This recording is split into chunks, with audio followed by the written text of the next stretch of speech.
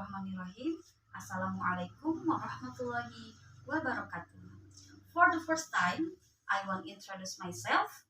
My name is Miss Aymariani and my nickname is Miss Yani. Now, I want to give book reviews with the title Sultan Hasanuddin, published by PT Sarana Panca Karya Nusa and rewritten by A.M. Rustandi, and I using Ishikawa Fishbone Technique, and I am a veteran of grade student from SDN Cicalengka 03. Literacy is great, literacy is cool.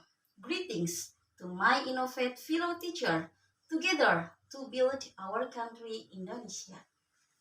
Oke, saya akan mulai mereview mengenai buku yang telah saya baca, yaitu tentang Sultan Hasanuddin. Nah, jadi pada waktu itu sekitar tahun 1553 di Provinsi Sulawesi Selatan terdapat sebuah kerajaan. Kerajaan ini bernama Kerajaan Goa. Kerajaan Goa pada awalnya dipimpin oleh seorang raja yang bernama Sultan Muhammad Said. Nah, pada masa kerajaannya pada waktu itu berjalan dengan aman, dengan tentram, bahkan hasil buminya pun semakin melimpah. Pada waktu itu hasil bumi yang dihasilkannya berasal dari rempah-rempah. Nah, di tengah perjalanan dari kerajaan Goa tersebut, ternyata di sana terjadi sebuah pemberontakan yang dipimpin oleh panglima perang mereka beserta perdana menteri mereka. Pada waktu itu, yang menjadi panglima perangnya bernama Kalae Sompaka, dan yang menjadi perdana menteri yang memimpin pemberontakan itu bernama Karaeng Karungrung, di mana pada waktu itu Kalae Sompaka dan Karaeng Karungrung memiliki hubungan kekeluargaan. Karaeng Karungrung merupakan ayah dari Kalae Sompaka. Singkat cerita, ternyata pada waktu itu Sultan Muhammad Said mendengar kabar bahwa terjadi pemberontakan di kerajaannya, sehingga beliau pun langsung mengambil keputusan untuk memanggil kedua orang tersebut. Bahkan beliau tidak sama sekali mempercayai bahwa Perdana Menteri dan Panglima Perang yang telah beliau percayai ternyata mereka memberontak dan ingin menghancurkan kerajaan Goa. Nah, pada waktu itu Kalae Sompaka dan Karaeng Karungrung ternyata tidak sedikit pun mengakui kesalahan yang telah mereka lakukan. Bahkan ketika persidangan berlangsung, mereka pun tidak sama sekali menyesali perbuatannya dan tidak mau mengakui. Bahkan mereka dengan sombongnya berkata bahwa mereka ingin sekali menghancurkan kerajaan Goa yang dipimpin oleh Sultan Muhammad Said. Nah, kemudian mereka mendapatkan sanksi yang cukup tegas ya. Mereka mendapatkan sanksi yang disaksikan oleh beberapa orang di kalangan kerajaan pada waktu itu. Bahkan ada satu anak kecil yang pada waktu itu menyaksikan sanksi yang harus mereka terima. Anak kecil laki-laki itu bernama Aru Palaka, di mana Aru Palaka merupakan cucu dari Karaeng Karungrung dan anak dari Kalae Sompaka. Sehingga pada waktu itu Aru Palaka kecil berkata dalam benaknya, "Jikalau aku besar nanti, rasanya aku ingin membalas dendam atas apa yang telah mereka lakukan pada ayah dan kakekku." Itu adalah perkataan yang ada dalam benak Aru Palaka kecil. Kemudian di tahun itu sekitar 1553 ternyata Sultan Muhammad Said memanggil anaknya yang bernama Sultan Hasanuddin. Ketika dipanggil, Sultan Hasanuddin pun terkejut karena ayahnya memanggil secara tiba-tiba. Ternyata beliau mewasiatkan bahwa bahwa yang menjadi penerus kerajaan Goa harus dipimpin oleh Sultan Hasanuddin. Kemudian Sultan Hasanuddin pun menyanggupi.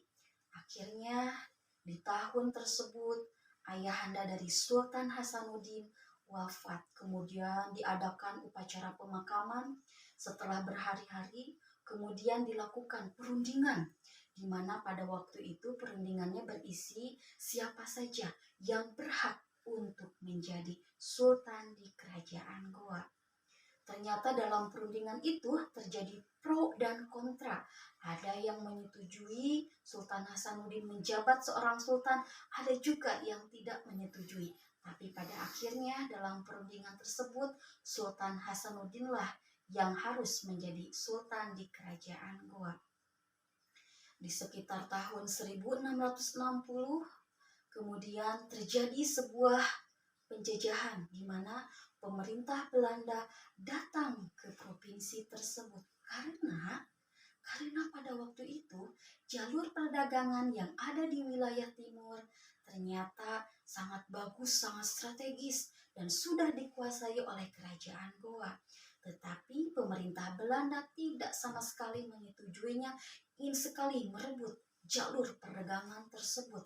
Bahkan hasil buminya pun ingin direbut oleh pemerintahan Belanda. Akhirnya pemerintahan Belanda membentuk sebuah organisasi yang bernama VOC atau Verenigd Oost-Indisch Company yang pada waktu itu dipimpin oleh Cornelis Janszoon Spelman. Ternyata Cornelis melancarkan berbagai macam strateginya untuk menghancurkan kerajaan Goa.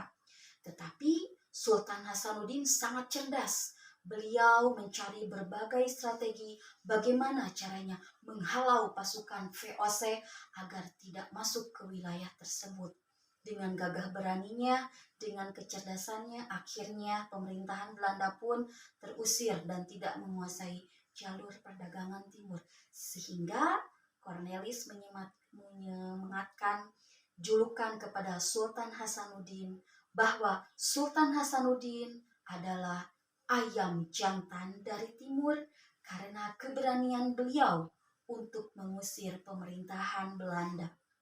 Meskipun kalah, Belanda tidak sama sekali mundur. Bahkan Belanda terus-terusan menggencarkan aksi-aksinya untuk menghancurkan kerajaan Goa, untuk menguasai jalur perdagangan wilayah timur.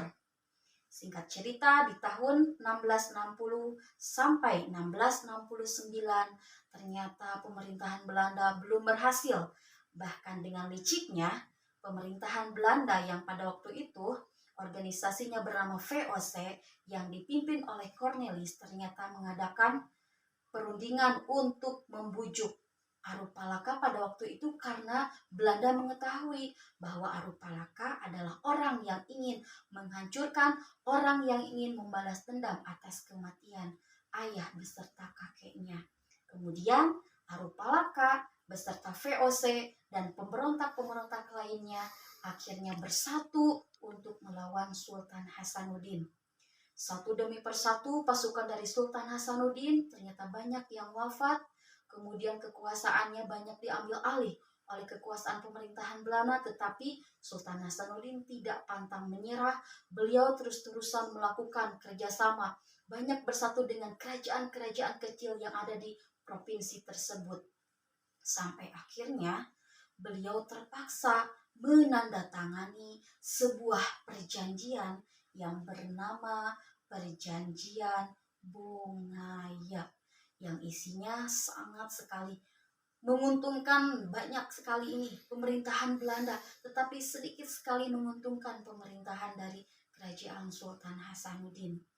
Tetapi Sultan Hasanuddin terus-terusan menggencarkan aksi-aksinya, tapi sayang sekali pada waktu itu karena pasukannya semakin berkurang, kemudian banyaknya pemberontak-pemberontak, akhirnya Sultan Hasanuddin pun melarikan diri sampai di usia 41 tahun. Meskipun beliau melancarkan strategi-strategi peperangannya, tetapi akhirnya beliau meninggal dunia, salah satunya karena menderita penyakit ari-ari. Nah, dari cerita tadi, dari kisah perjuangan Sultan Hasanuddin, dapat kita ambil hikmahnya loh. Yang ke-1, persatuan dan kesatuan itu sangatlah bagus untuk terus dikembangkan ya, karena dengan persatuan dan kesatuan kita bisa melawan penjajah. Kemudian kita harus berani dalam membela kebenaran, kemudian dalam mengisi kemerdekaan. Salah satunya untuk anak-anak Indonesia bisa mengisinya dengan belajar dengan giat. Kemudian tidak boleh pantang menyerah. Sesuai dengan yang dicontohkan oleh Sultan Hasanuddin, beliau sampai wafatnya pun tidak pernah putus asa untuk mempertahankan Indonesia. Mudah-mudahan cerita tadi bisa bermanfaat dan membuat kalian bisa terus-terusan mencari sejarah-sejarah perjuangan pahlawan lainnya. Billahi taufiq wal hidayah. Wassalamualaikum warahmatullahi wabarakatuh.